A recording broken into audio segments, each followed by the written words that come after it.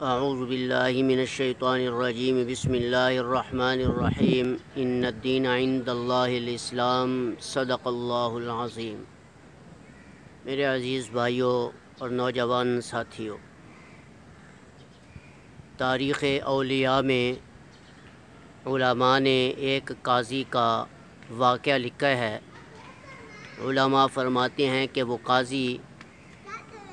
جج تھا اپنے زمانے میں،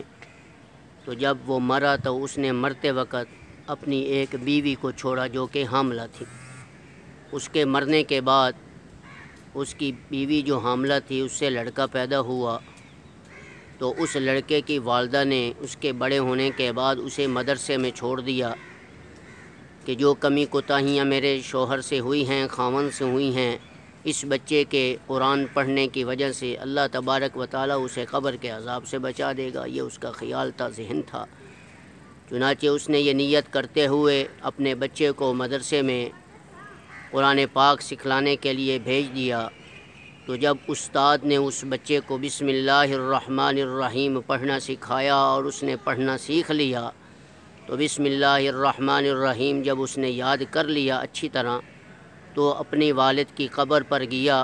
اور کھڑے ہو کر بسم اللہ الرحمن الرحیم پڑھ کر واپس آ گیا۔ اللہ تبارک و تعالیٰ نے حضرت جبرائیل امین علیہ السلام کو پیغام دیا کہ اے جبرائیل، میرا دل نہیں کرتا کہ میں اس بندے کو عذاب میں مبتلا کروں جس کی اولاد قرآن پاک کا ایک لفظ بھی پڑھے، اس کے باوجود میں اس کو قبر میں عذاب دوں، یہ میرا دل نہیں مانتا۔ اے جبرائیل، جاؤ قبر میں جا کر اس کے والد کو خوشخبری دو کہ تیرے مرنے کے بعد تیرا بیٹا قرآن پاک سیکھ رہا ہے،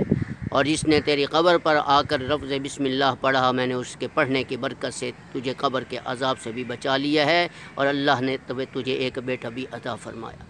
تو میرے بھائیوں اور دوستو، قرآن پاک ایک ایسی عظیم اور لاریب کتاب ہے کہ اگر پورا قرآن نہیں، قرآن پاک کی 7 منزلیں نہیں،